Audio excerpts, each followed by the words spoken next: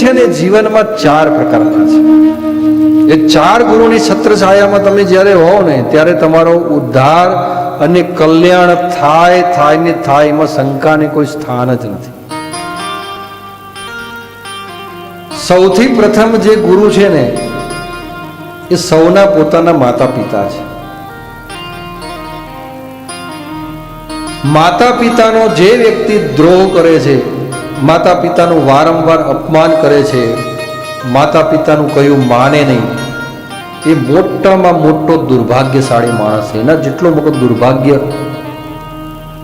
વાળો માણસ કોઈ નથી. કારણ કે જીવનની અંદર તમે જેના પણ સંપર્કમાં આવો, પણ માત્ર ને માત્ર માતા પિતા જ એક એવા છે કે જે તમે પ્રગતિ કરો અને એમને આનંદ થાય. માતા પિતા સિવાયના કોઈ પણ સંબંધો હોય, તમે પ્રગતિ કરો ને તો એમાં ઈર્ષાનો ભાવ આવે ને આવે જ. પણ માતા પિતા જ એક એવા છે કે તમે જેટલા પ્રગતિ કરો એટલો એમને આનંદ થાય.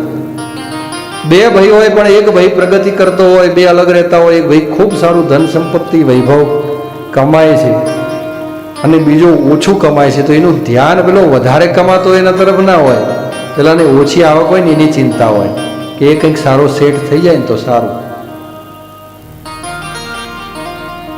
એક શરીરે સક્ષમ હોય, નાનપણની અંદર જ આમ હૃષ્ટપૃષ્ટ શરીર હોય એને બીમારી લાગુ ના પડતી હોય, તો એ માતા પિતાનું ધ્યાન છે ને એના તરફ થોડું ઓછું હોય. પણ જે વધારે વારંવાર બીમાર રહેતો હોય તો એના તરફ એનું ધ્યાન વધારે હોય.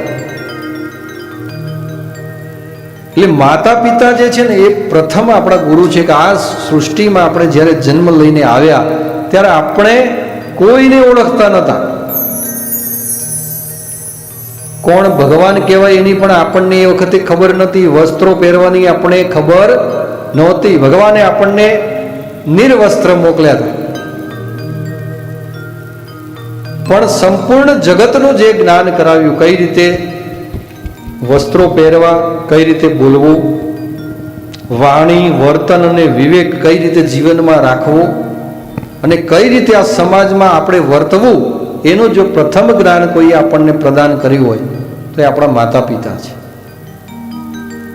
પછી જે બીજા ગુરુ છે એ આપણા જીવનની અંદર કંઈક શિક્ષા દીક્ષા આપી અને આપણને સક્ષમ બનાવ્યા. કંઈક ડિગ્રી આપણે ભણી અને લીધી અને જે ગુરુકુલમાં આપણે ભણ્યા, જે પાઠશાળામાં વિદ્યાલયમાં ભણ્યા ને એના દ્વારા જે આપણને જ્ઞાન પ્રાપ્ત થયું એ આપણા બીજા ગુરુ છે.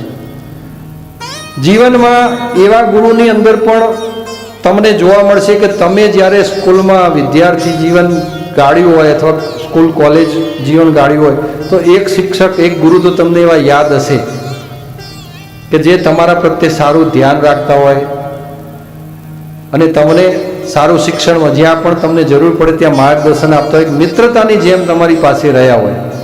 એવા ગુરુ તમને યાદ આવશે. તરત ગુરુનું નામ દો કે સ્કૂલમાં ભણ્યા હતા અને કયા ગુરુ, તો તરત એમનું નામ તમને યાદ આવે. ઘણા ગુરુ એટલા નિખાલસ હોય કે આખો ક્લાસ જે હોય ને એ ગુરુને યાદ કરે. જ્યારે એ ગુરુની વિદાય થતી હોય ને, કોઈ એક સ્કૂલમાંથી કદાચ એમની નોકરી જે છે બદલાઈ અને બીજી જગ્યાએ ગયા હોય તો એ ગુરુ આમ બધા ધ્રુસકે આંસુએ રડતા હોય અને ગુરુને વિદાય કરતા હોય. કારણ કે એવું જીવન જીવ્યા હોય, એવું વિદ્યાર્થીઓને એમને સમર્પણ કર્યું હોય, એટલું આપ્યું હોય એમને. એટલે એ જે ગુરુ છે ને જીવનમાં, એ તમારા પરમ ગુરુ છે. માતા પિતા એ ગુરુભ્યો નમઃ. પછી જેની પાસેથી તમે શિક્ષા દીક્ષા બધું લીધું છે એ તમારા પરમ ગુરુ છે. અને એના પછી તમે ધન સંપત્તિ વૈભવ આ બધું તમારી પાસે આવ્યું, તમે કમાતા થયા અને તમારે એ ધન સંપત્તિ વૈભવને કયા માર્ગે વાપરવી, ક્યાં લઈ જવી, એના લગતું જે સુંદર મજાના પરમેષ્ઠી કાર્યો એટલે પરમાત્મા લગતા કાર્યો કરાવી તમારી ધન સંપત્તિ વૈભવને શુદ્ધ કરે એવા જે ત્રીજા ગુરુ પરમેષ્ઠી ગુરુ છે ને, પરમેષ્ઠી ગુરુ છે એ બ્રાહ્મણો છે.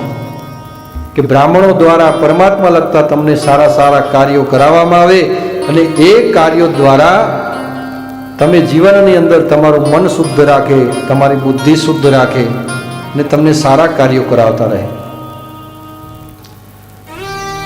અને જ્યારે પરીક્ષિત જેવા આવા જે રાજા છે અથવા તો તમે બધા જે અહીંયા બેસેલા છો એમને તમને એમ લાગે કે મારે હવે જીવન તો બહુ સારું જીવ્યા, પણ હવે આપણું ચિત્ત કંઈક પરમાત્મા તરફ લઈ જવું છે ને ભગવાનને પ્રાપ્ત કરવા છે, એનો જ્યારે તમને એક મનથી સંકલ્પ થાય અને પછી જે ગુરુની પ્રાપ્તિ થાય એ પરાત્પર ગુરુ છે કે જે આત્મા અને પરમાત્મા વચ્ચેનું ડાયરેક્ટ તમને મિલન કરી આપે, કોઈ જ ભેદ નહીં, કોઈ સંસારની વૃત્તિ, કોઈ માયા નહીં, બધું જ સાઈડમાં રહી જાય અને તમને આત્માનું મિલન પરમાત્મા સાથે કરી આપે.